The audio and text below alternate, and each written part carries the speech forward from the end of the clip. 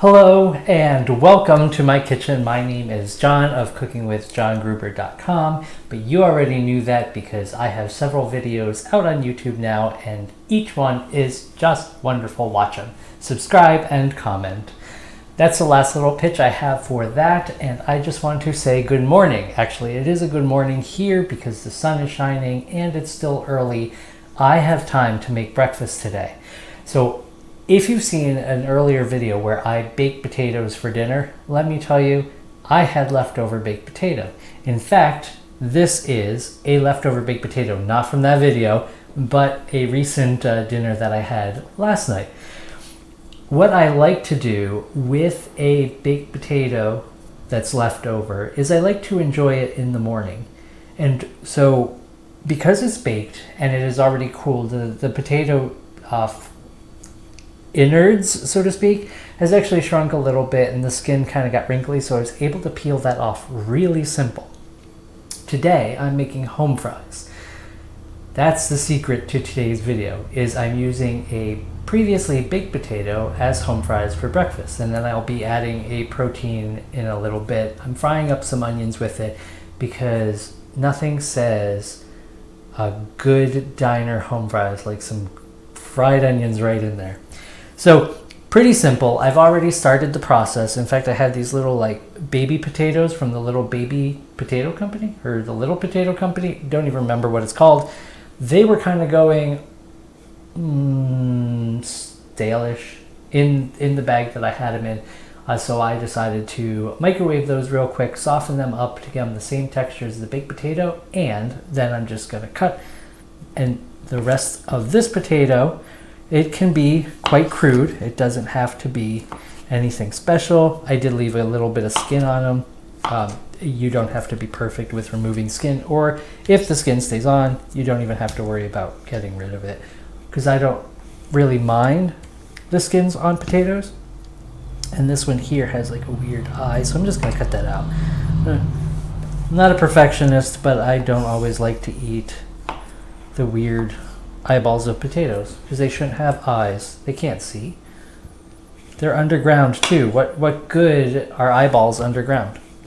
And that's my joke for this video. Ba-dum-bum. All right. Thank you very much for for being here. I will be here all night. Or all week. Is that it? Is that it? Okay. Moving on, I just tossed everything in this bowl that's already too small for what I'm planning on doing. I'm going to toss in the onions that I had previously chopped and sliced, and again, just crude chopping, nothing special. Remember, it's the morning. You don't have to put too much effort into everything. I'm just going to wipe off my hands because the potato's a little starchy. Okay, so now that I've got the potatoes and onions in a bowl, I'm just going to be adding a tablespoon of olive oil to the bowl here so I can toss them with some seasonings. And then this way, I don't need too much oil in the pan as I fry them. Now, I'm going to be adding some fresh ground pepper.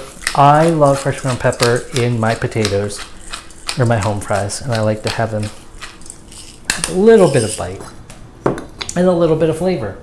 The other thing that I'm going to put in there is Montreal steak seasoning. Now, I hate cooking with seasonings, but this one here is probably the perfect blend for some home fries in the morning. In fact, diners, if you're hearing me on this one, if your home fries are not that good, try some of this. It's available in the big tub and it adds a little bit of flavor.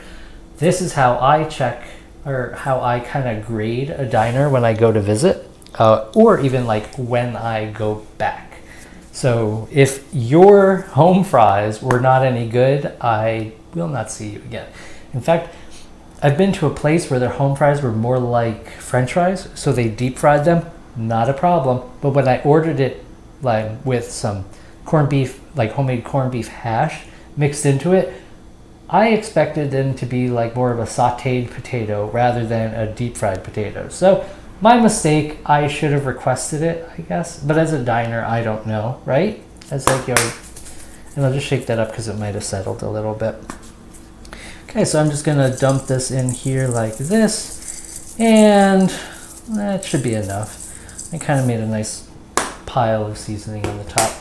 And now this was 3 potatoes plus 4, I think, of those tiny potatoes. So enough for probably 3 people or 3 servings. I'm gonna have this a couple times this week. So just gonna give these a toss. I decided to do it this way rather than in the pan. I thought it would be easier to demonstrate. Again, there's a little bit of oil.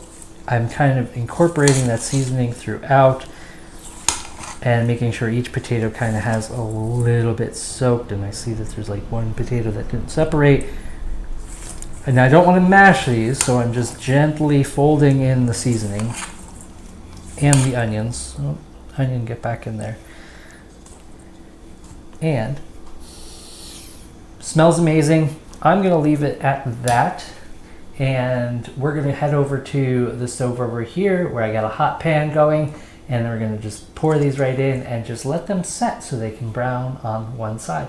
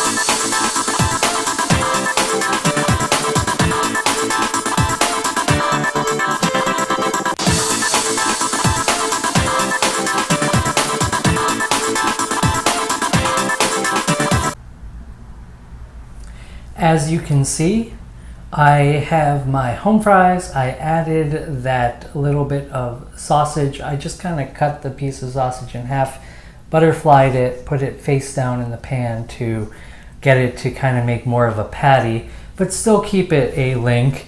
And then I just got some buttered toast points, and I am ready to add some homemade rose petal jam that I made over the summer with kind of like fresh wild roses. I don't have a video on that, but it is delicious, I promise you. Just gonna go ahead and make a fried egg to have with this delicious big breakfast. Thanks for joining me. I will see you next time at Cooking with John Gruber. If you want to get a hold of me, there's also a contact form on my website at cookingwithjohngruber.com. I will see you next time. Thanks for joining me. Bye.